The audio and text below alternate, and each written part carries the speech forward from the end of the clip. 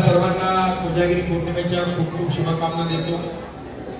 या सोबतच आज 2025 मध्ये जो आपण गणेशोत्सव आणि दुर्गोत्सवाचा स्पर्धा घेतल्या त्यातील सर्व विजेत्या मंडळांना सुद्धा आपण या ठिकाणी त्यांना सन्मानित करणार आहोत। जसं की मिलिंद भाऊंनी सांगितलं की जेव्हा मी पहिल्यांदा राजुरामध्ये 2023 मध्ये जेव्हा मी राजुराला आलो माझ्या लक्षात आलं की या शहरामध्ये मुलांना मुलींना महिलांना प्रोत्साहन देण्याकरिता कोणत्याही कार्यक्रमाचं आयोजन नसते। जो गणेश उत्सव संपूर्ण महाराष्ट्रामध्ये आपण धूमधडाक्याने साजरा करतो या उत्सवासंदर्भात सर्व युवा मंडळापासून ज्येष्ठांपर्यंत आपण सर्व तयारी करतो। 10 दिवस गणपतीची आराधना करतो।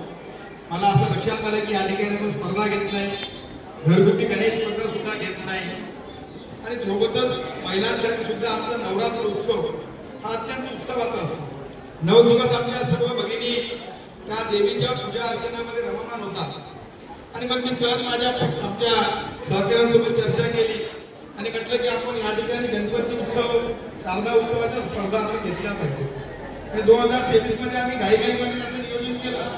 पण निश्चितच आपल्या सर्व पदाधिकाऱ्यांनी तो कार्यक्रम व्यवस्थितपणे पार पाडला आणि मला ते पहिल्यांदा राज्यामध्ये सुद्धा आपण भारतीय जनता पक्षाच्या माध्यमातून विसर्जन दिवशी एक भव्य दिव्य स्टॉल लावून त्या ठिकाणी महाप्रसादाचं आयोजन सुद्धा आपण त्या ठिकाणी करतो आणि येणाऱ्या सर्व मंडळांचं स्वागत सुद्धा आपण त्या ठिकाणी करत असतो। आणि मग त्या पहिल्या वर्षी 2023 मध्ये आम्ही सुरू केलं।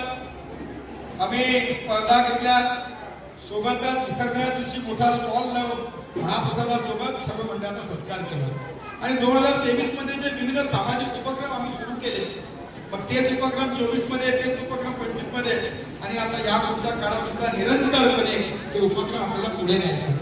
आपल्याला माहित असेल की आपण या शहरामध्ये महिलांच्या सांस्कृतिक महोत्सवाला सुरुवात केली। त्या सांस्कृतिक महोत्सवामध्ये साधारणतः